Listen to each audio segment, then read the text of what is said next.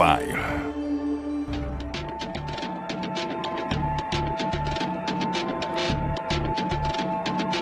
A menudo, la figura del político británico Winston Churchill se asocia a su participación en la Segunda Guerra Mundial, conflicto bélico donde el estadista se erigió como primer ministro y uno de los líderes más potentes y firmes en tiempos de guerra.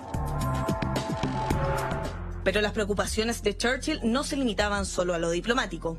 Poco antes de dirigir al Reino Unido en contra de la Alemania nazi, los intereses de Churchill fueron más allá de su isla.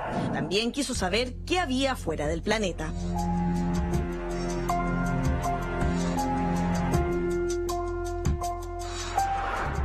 En febrero de este año, la revista científica Nature desclasificó un artículo donde señala que meses antes de que estallara la guerra, Winston Churchill había escrito un ensayo donde planteó la interrogante de si estamos realmente solos en el universo. Tipeado a máquina y con solo 11 páginas de extensión, el escrito del primer ministro nunca salió a la luz, hasta este 2017. En el ensayo, Churchill define qué es la vida, argumentando que para que ésta sea posible, es necesaria la existencia del agua. El Sir inglés, además, describe lo que hoy se conocen como zonas habitables. Para Winston Churchill, la vida podía sobrevivir en regiones entre unos pocos grados de frío y un punto de ebullición del agua.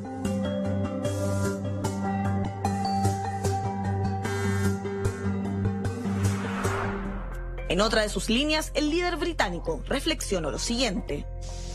A mí no me impresiona tanto el éxito de lo que estamos haciendo con nuestra civilización, como para pensar que somos el único punto en este inmenso universo donde hay criaturas vivas y pensantes. De allí en adelante, el también Premio Nobel de Literatura amplió su razonamiento hacia la existencia de vida en otros sistemas solares.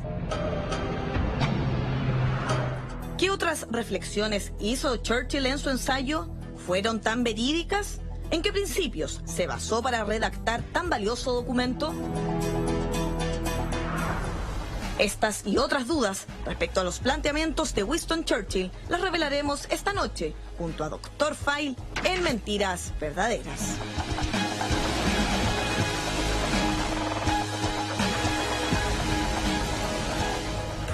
¿Estamos solos en un universo?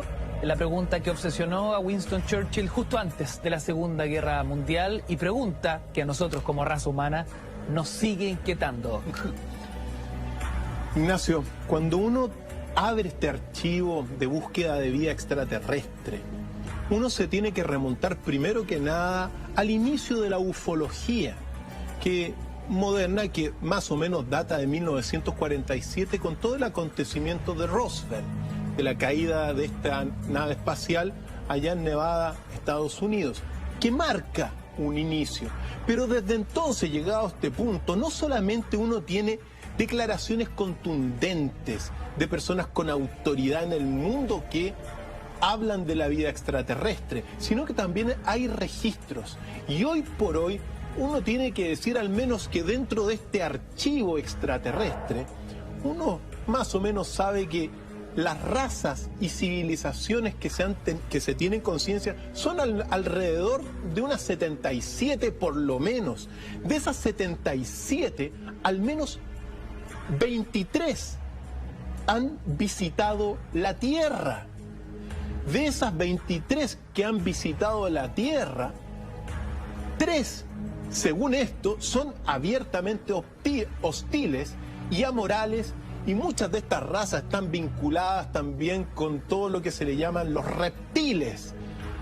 Ahora, dentro de todo este escenario, al menos y dentro de estas 77 civilizaciones que al menos se tiene registro y que se habla dentro de la ufología, al menos 30 también tienen la capacidad de viajes interestelares. ¿Qué significa eso, Doc? Que pueden viajar de estrella en estrella. Es distinto viajar, por ejemplo, dentro del sistema solar. Claro, a la Luna se ha llegado, a Marte se ha llegado, se ha salido del sistema solar también con las sondas Voyager, pero otra cosa es viajar entre estrellas.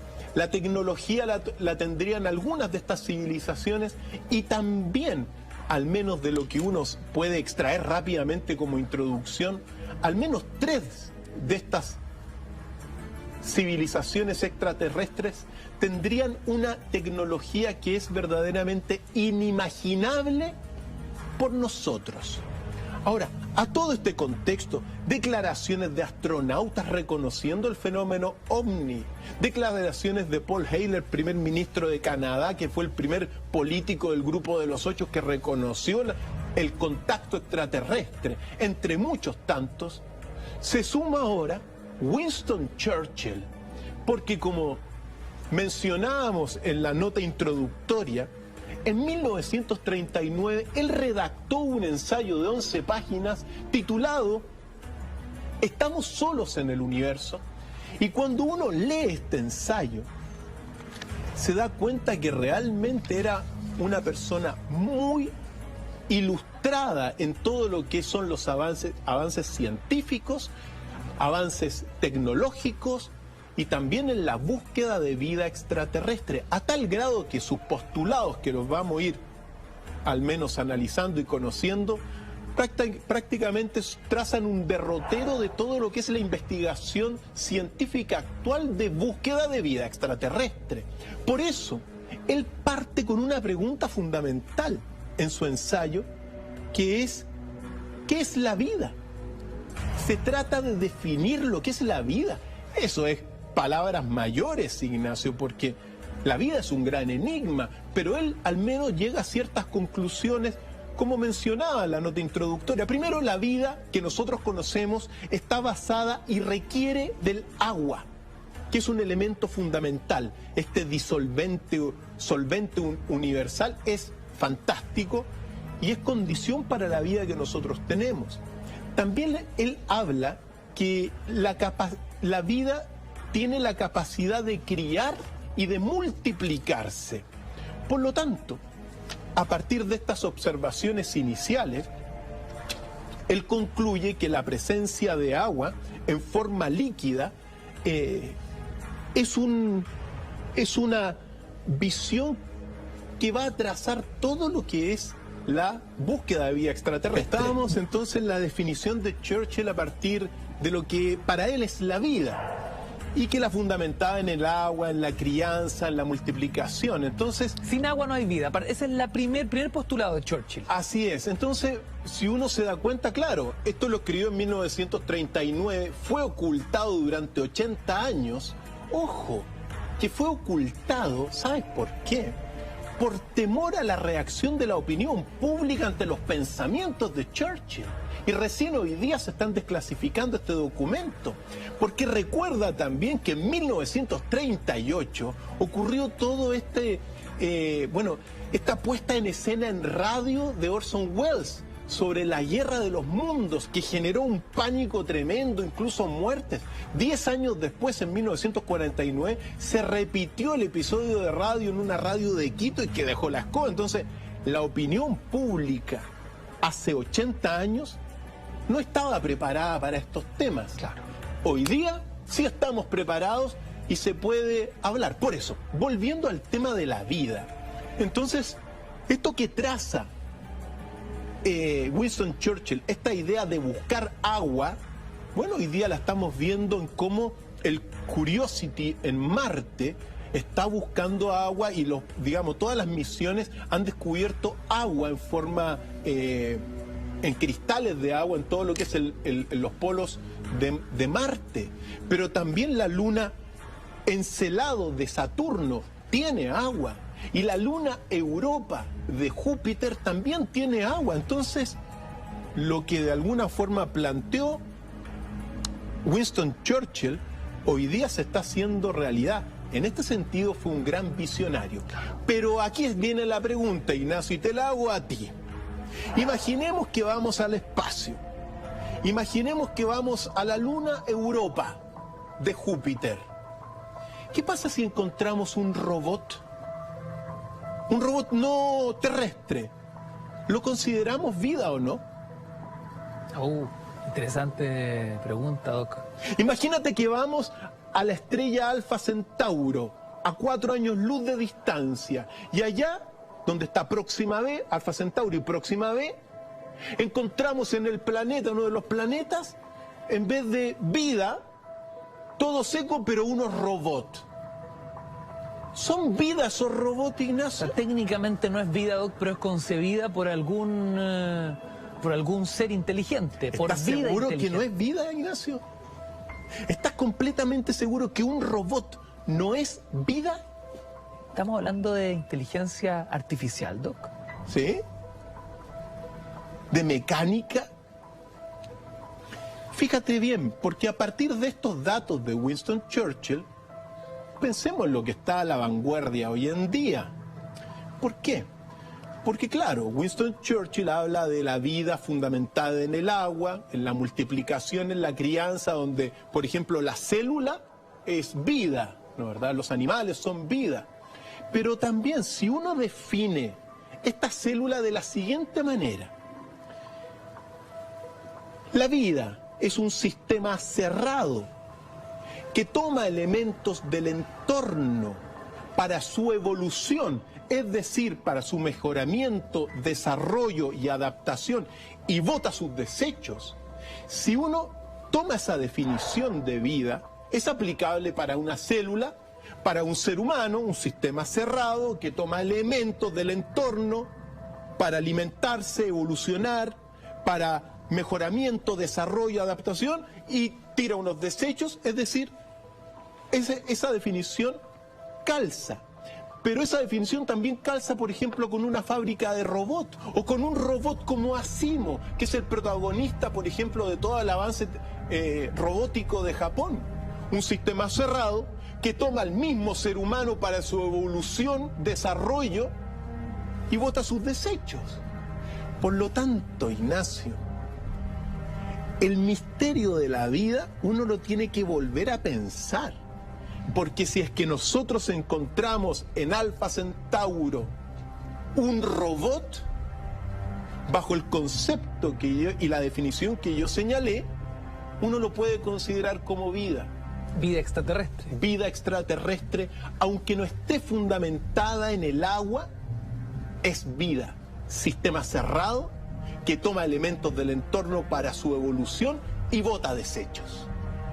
Así que se nos amplíe, porque quizá vamos a encontrar, más bien dicho, uno se tiene que preguntar realmente el enfoque para esta búsqueda extraterrestre. Claro, una cosa es la colonización, donde uno puede vivir en el futuro, puede vivir en donde hay agua, pero yo creo que lo más relevante va a ser que la exploración espacial va a ir hacia afuera, va a ver lo que encuentra y se va a preguntar, bueno, esto que encontramos, ¿lo definimos como vida o no? Y uno no tiene que descartar tampoco, Ignacio, por ejemplo, planetas gaseosos como Júpiter o como Saturno, que pueden haber formas de vida distintas y formas gaseosas. ¿Es que acaso, Doc, tenemos que replantearnos la forma de pensar la vida extraterrestre fuera, por supuesto, de nuestro sistema solar? Grandes interrogantes, hacemos un breve alto y seguimos con más Dr. File en Mentiras Verdaderas. No te vayas. E incluso, si uno llega a Júpiter, como señalaba, y a Saturno, que son planetas gaseosos, bueno, uno no puede a priori descartar la existencia de formas de vida gaseosas. E incluso uno tiene que recordar un libro que es un pilar de la cosmología, que es precisamente Cosmos, de Carl Sagan. Y este gran científico estadounidense, él imaginaba formas de vida gaseosas en Júpiter. Esto es muy interesante, Doc, porque lo hemos hablado incluso con astrónomos en nuestro espacio de Cultura Verdadera, ¿no? El hombre se mira al ombligo permanentemente, por lo tanto, cuando uno piensa en vida fuera de la Tierra, siempre lo asocia al extraterrestre con forma humana, extremidades, cabeza, brazos, piernas, en fin. Sin embargo, cuando hablamos de vida, no necesariamente vida inteligente, se puede manifestar de muchísimas formas. Así es. Y eso es lo que uno, al menos dentro de nuestro archivo, tiene que ir de alguna forma mostrando, porque el universo es más enigmático de lo que uno se imagina. Un segundo punto dentro de este ensayo de Churchill es la definición de lo que es una zona habitable, bajo los conceptos que él había estudiado y que se tenían en aquel momento. Como por ejemplo, él decía que una zona habitable tiene que estar a cierta distancia de una estrella y no tiene que ser ni muy fría ni muy caliente, dentro de un planeta rocoso que tenga en su superficie agua. Primera condición de zona habitable. Segunda condición, como él lo señaló, que es la temperatura propiamente tal del planeta, porque la temperatura está determinada fundamentalmente por la distancia del planeta al Sol. Entonces, claro, zona habitable, entonces saca más o menos el cálculo de la Tierra, dice que bueno, un planeta habitable con un Sol determinado tiene que estar más o menos en la distancia que está el Sol a la Tierra. Y otro elemento relevante también para que la zona sea habitable, y que lo plantea el mismo Churchill, es que tiene que haber una determinada fuerza de gravedad en el planeta, porque los gases calientes, como por ejemplo el oxígeno, comparativamente cuando va subiendo el calor de estos gases, se aceleran y se arrancan. Entonces, claro, tiene que tener una atmósfera, o sea, una fuerza de gravedad que agarre esta atmósfera para que sea habitable. Entonces, eso que lo pensó hace 80 años, ha tomado cuerpo en gran medida en lo que se llama el planetario Kepler, que tenemos a continuación un documento que muestra hoy por hoy más o menos un catastro de todos los planetas que se han ido descubriendo durante los últimos años y que realmente impacta. ¿Qué es esto? Estos son estrellas dentro de este planetario Kepler, que es un observatorio espacial, que son estrellas con planetas girando en torno de estos soles. Y si, mira, son tantos, pero los cálculos iniciales se dice que solamente en la Vía Láctea existen más de 1.000 millones de planetas girando en torno de estrellas similares y parecidas a nuestro Sol. Entonces, cuando uno tiene al menos inicialmente, 1.000 millones de planetas en una zona potencialmente habitable, bueno, uno no puede descartar que en uno de estos planetas que estamos viendo acá pueda existir ese lugar con agua, que esté a una temperatura determinada y que tenga también fuerza de gravedad que pueda atraer una atmósfera respirable de oxígeno. Y que se hayan dado condiciones similares a las nuestras. Doc, lo interesante de este archivo que estamos viendo es que hay que recordar que el ser humano, como raza, existe hace muy poco respecto de la existencia de este planeta. Por lo tanto, en alguno de esos planetas y sus soles que estamos viendo en este sistema observatorio Kepler, puede que exista un planeta habitable o que presente características propias de la vida, quizás como las tuvo nuestro planeta Tierra hace miles de años, antes de la existencia y aparición del hombre. Uno no lo puede descartar, eso. O tal vez un planeta que presente condiciones similares después de la vida de una raza similar a la nuestra. ¿Cómo estaría eso, Doc? Por supuesto.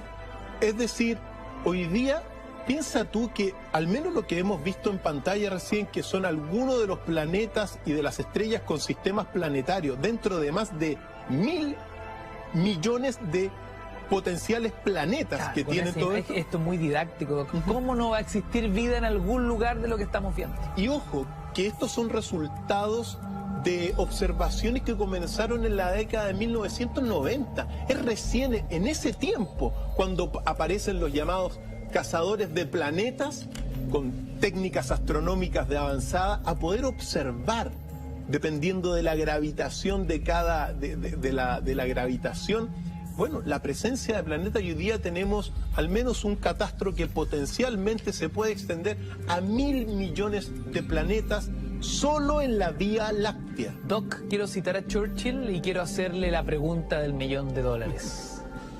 ¿Estamos realmente solos en el universo? ¿Qué indicios, qué pruebas contundentes macizas hay en torno a responder esa pregunta? vamos desentrañando esta gran pregunta a partir de lo que Churchill escribió. Porque él parte de lo que se llama el principio copernicano, Nicolás Copérnico, que planteó el sistema heliocéntrico de el universo, pero que bajo este principio el Sol es simplemente una estrella más dentro de muchas otras estrellas que hay en el espacio. No hay algo particular. Primera observación. Entonces, a partir de eso, Churchill dice que, bueno, es posible que haya más planetas, como lo vimos recién, con potenciales capacidades de vida. Pero primer análisis que uno tiene que desprender de esto, que este principio copernicano que lo toma Churchill, también te cuestiona todo lo que es la doctrina religiosa fundamentalmente católica del creacionismo, porque en el creacionismo se dice que Dios solamente creó al hombre como gran figura y lo puso en el centro de la Tierra, en el centro del universo. ¿No es reduccionista eso? Es reduccionista si es que uno encuentra vida fuera, porque, bueno, ¿quién creó a estas 77 civilizaciones, al menos que hay registro dentro de la ufología moderna? ¿Por qué esto es relevante? Porque desde aquel entonces y hasta el día de hoy, en gran medida estos, digamos, los esfuerzos religiosos han sido por ocultar todo vestigio de vida extraterrestre. Todo el fenómeno ovni es tratado de manera peyorativa, sobre todo por grupos vinculados a, bueno, al creacionismo religioso. ¿Por qué? Porque encontrar vida inteligente fuera te cuestiona la misma religión. Primera observación, la religión católica cristiana y, bueno, y las derivadas que hay más de 5.000 iglesias. Por lo tanto, buena reflexión. ¿Por qué? Porque la religión se debe reformular frente a estos descubrimientos y al menos frente al planteamiento de Winston Churchill, que toma el principio copernicano. Después, entonces, a partir de esto, Churchill va explorando y él señala claramente, según sus escritos, que, y teniendo estos análisis, que solamente podría haber vida en Marte y en Venus, según Churchill. ¿Por qué? Porque son los únicos lugares, digamos, donde se podría tener las condiciones para poder albergar vida similar a la Tierra. Si uno se va a Mercurio, está muy cercano al Sol.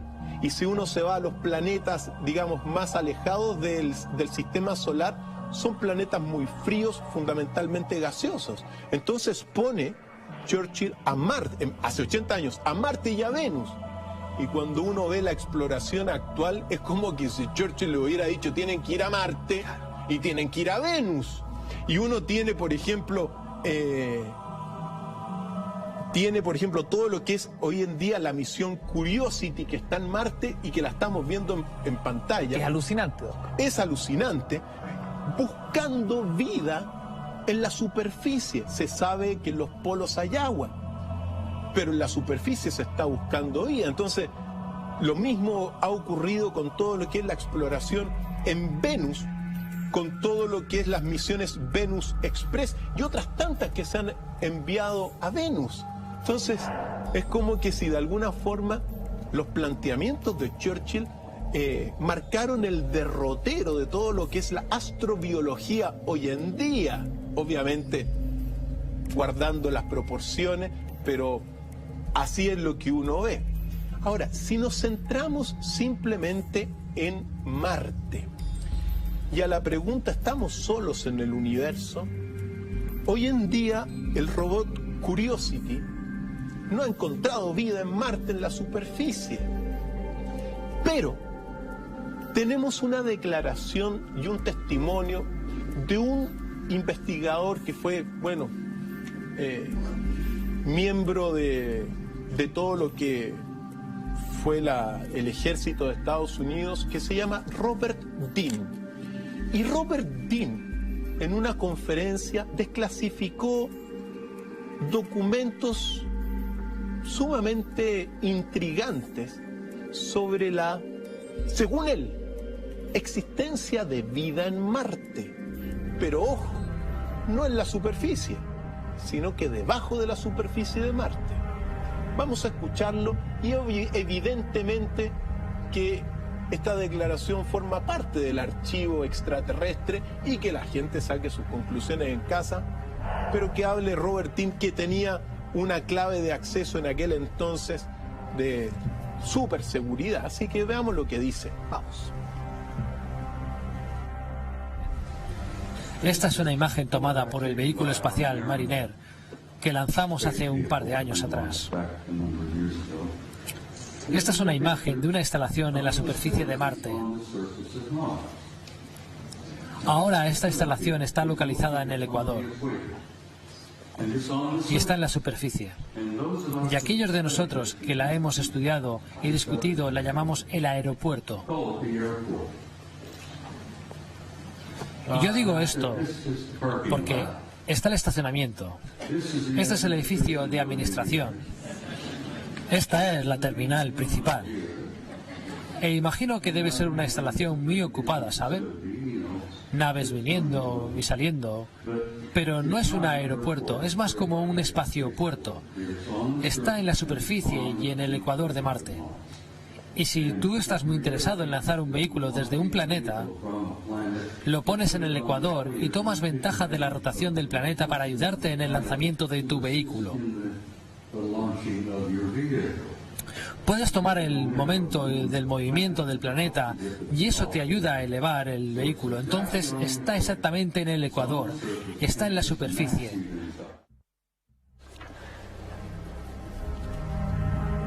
Las palabras de Robert Dean, quien plantea la hipótesis de una posible vida subterránea en Marte, que esto es alucinante. Por supuesto, porque bueno, entra dentro de esta categoría de investigadores serios de la ufología. Y siempre recordar también que este tema ufológico y la búsqueda de vida extraterrestre ahora está cobrando importancia a nivel científico. Recién ahora, y este documento de Churchill viene a acompañar esto, pero hay investigadores que vienen de hace mucho tiempo, como el mismo Robert Dean, investigando todo esto y enfrentando en realidad, voces bastante despectivas, sobre todo de los sectores religiosos, que tienen una influencia enorme. ¿Por qué? Porque lo que te decía, porque encontrar vida afuera te cuestiona la religión que se tiene acá. Tenemos otra declaración donde Robert Dean profundiza sus datos y muestra lo que para él es una ciudad bajo la superficie de Marte. Vamos a ver. Esta imagen fue publicada en la revista alemana, pero es una foto soviética. Esta es una nave espacial Phobos 2. Esta es una ciudad bajo la superficie de Marte que tiene el tamaño de Chicago. Chicago es una de nuestras mayores ciudades. Varios millones de personas viven en Chicago. Todo esto está bajo la superficie. Las calles, los vecindarios de las familias. Pero está generando una enorme cantidad de calor. Y detectaron esto con un infrarrojo cuando Phobos estaba tomando imágenes alrededor del planeta. Los soviéticos fueron bastante sinceros acerca de publicar algunas de sus fotos, contrariamente a los Estados Unidos, donde mentir se ha convertido en un arte muy fino. No me hagan empezar con mis políticos. Una ciudad subterránea del tamaño de Chicago en Marte. Eso es lo que plantea Robert Dean, controvertido, por supuesto, pero tremendamente interesante. Siguiendo con este documento inédito de Churchill, Y bueno, analizando en la posible formación de los planetas, cómo se formaban los planetas. Analizando también, por ejemplo, todo lo que eran las nebulosas. En aquel entonces, recién Edwin Powell Hubble, pocos años antes del escrito, había descubierto que las nebulosas en realidad eran galaxias y que las galaxias estaban, digamos, llenas de miles de millones de estrellas y que había muchas galaxias en el universo. Entonces, tomando estos elementos de la formación de los planetas, de la existencia de las nebulosas, que Edwin Powell Hubble, por cierto, las llamaba universos islas, Churchill llega a la siguiente conclusión que me permito leerla. Y dice... Doc, deme un segundo, vamos a revisar esa conclusión para analizarla en extenso. Al regreso, ya somos trending topic a nivel latinoamericano. Pues para muchos como Robert Dean, sí hay vida extraterrestre y vida inteligente extraterrestre, como eran los documentos que estaba mostrando. Vida debajo de la superficie de Marte, no olvidarlo.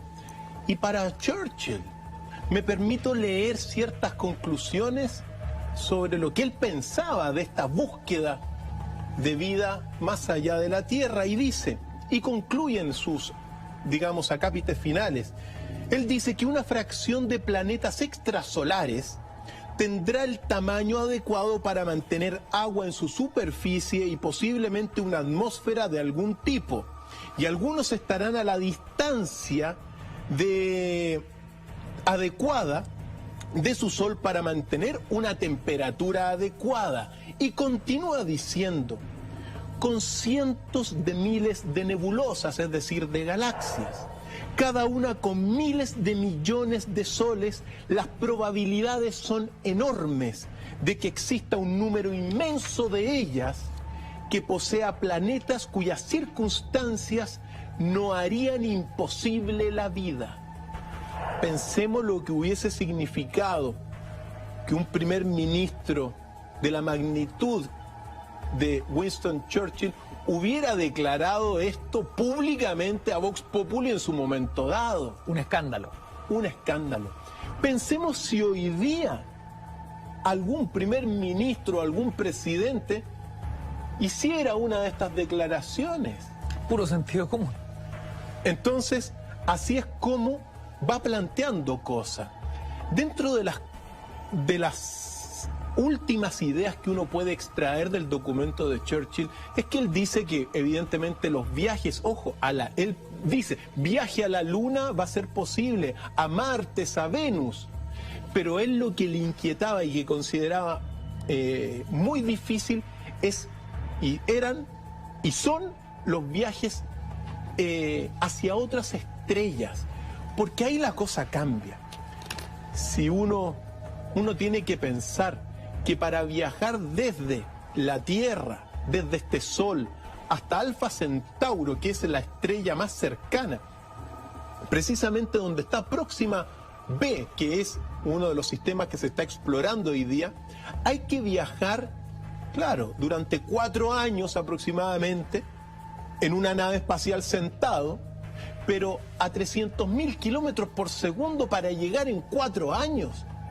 Entonces, esa tecnología, el ser humano todavía no la tiene, y por eso está en este barrio, en su barrio pequeño que es el sistema solar, claro, explorando a duras penas, porque es tremendamente difícil. ¿Cómo se va a llegar a la otra estrella? Es la pregunta del millón. Cosas que para Churchill eran relevantes. Cuando uno va decantando todas estas ideas, se da cuenta de que él realmente fue un visionario, trazó muchos derroteros de la búsqueda científica de vida más allá del planeta que hoy día se está haciendo, pero también entre las cosas relevantes que uno tiene que ir concluyendo también, él va concluyendo, bueno, a partir de este documento y otros que están relacionados, pero que se hicieron públicos también, él dice lo siguiente en este camino de búsqueda de vida extraterrestre, y dice: necesitamos científicos en el mundo, pero no un mundo de científicos, para que la ciencia sea sierva y no el amo del hombre. Y también concluyo al menos esta parte para meternos en lo que viene respecto de esta gran pregunta, un discurso que escribió en 1949 y dice lo siguiente: si con todos los recursos de la ciencia moderna nos encontramos incapaces de evitar la hambruna mundial, todos tendremos la culpa. Es decir, todo este avance tecnológico de búsqueda de vida extraterrestre, de inversiones multimillonarias, mirando más allá de la Luna, mirando Alfa Centauro, no tienen ningún sentido si hay hambruna en la Tierra. Relevante porque se conecta también con todo lo que están haciendo estos grandes, digamos, Steve Jobs, Zuckerberg, por acabar con la desigualdad en el mundo.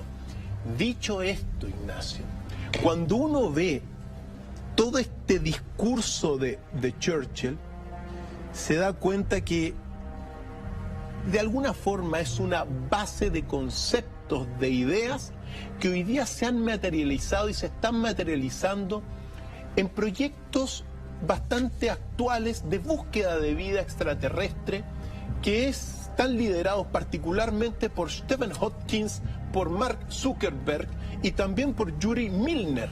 Un proyecto particularmente que se llama Breakthrough Initiative, que consiste y que está patrocinado primero por la Royal Society de Londres, que tiene un costo, digamos, tiene una inversión de $100 millones, que se fundó el año 2015 y que lo que busca es hacer una medición ocupando grandes radiotelescopios en la Tierra de las señales que al menos emiten 1 millón de estrellas más cercanas a la Tierra durante los próximos 10 años. Este experimento, este proyecto muy relevante, de alguna forma toma todo esto que hoy día le hemos leído en gran medida de Winston Churchill y de alguna forma lo potencia, porque los telescopios que están participando en este proyecto liderado por Hawking son el Green Bank, que está en Virginia, Estados Unidos, el Parkes, que está en Australia. Recientemente, a fines del año pasado, se sumó el radiotelescopio más grande del mundo, que es un radiotelescopio chino que se llama FAST. Y ahora, hace muy poco, se sumó también a este proyecto de búsqueda de vida inteligente en el universo, el telescopio Very Large Telescope, que está en el Cerro Paranal, en el norte de Chile. Cuando se le preguntó a Stephen Hawking si es probable que se encuentre vida inteligente durante los próximos 20 años, él dijo que la probabilidad era baja. Pero tenemos una declaración de él dentro de este proyecto que complementa esta sentencia. Vamos a escucharlo. Vamos a ver.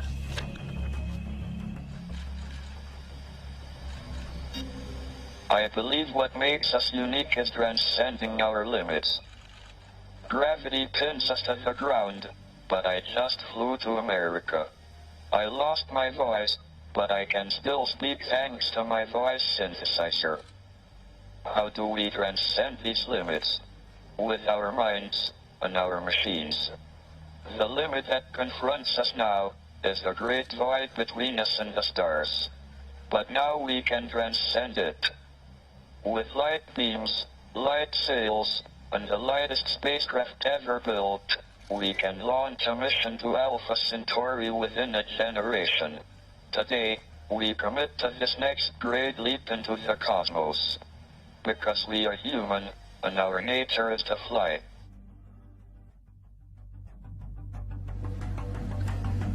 Somos humanos y nuestra naturaleza es volar, dice Hawking. Así es, y también define la vida de alguna forma como la capacidad de trascender nuestros límites. Mira qué significativo, cómo a través de las máquinas. ¿Para qué? Para que se puedan extender, por eso digo, Es muy posible que en el futuro, cuando uno proyecta el universo, claro, el universo, en un momento dado en el futuro las estrellas se van a apagar del universo, porque el combustible de hidrógeno y de helio que las enciende se va a agotar.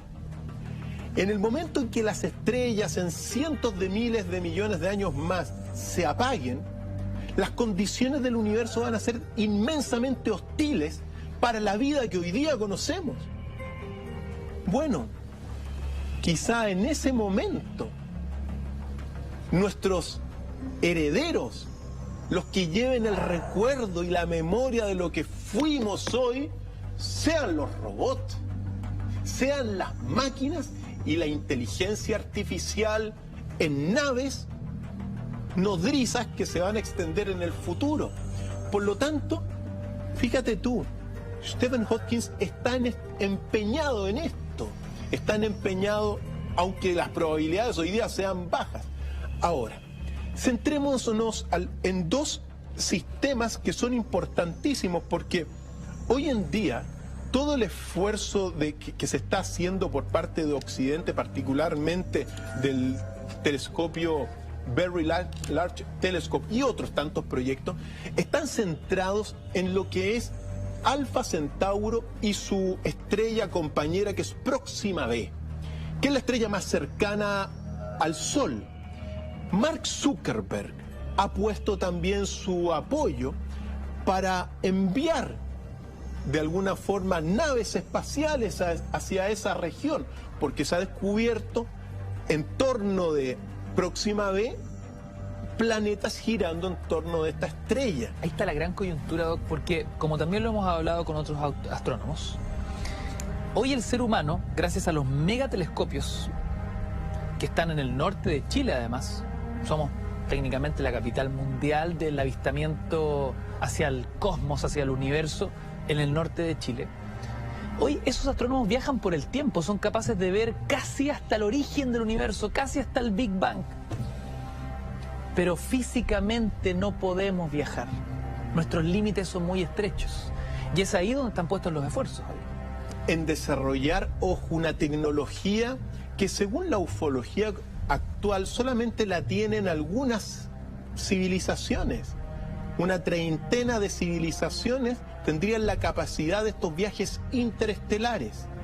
3 de las 77 y más que estarían catalogadas tendrían una tecnología aún superior, que es inimaginable para nosotros.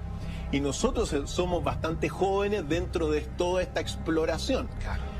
También todo lo que es el telescopio FAST, que está en China y que forma parte de este proyecto de Stephen Hawking, está centrada en una estrella que se llama Tabi, de la constelación Cisne, y que se descubrió el año 2015. ¿Por qué?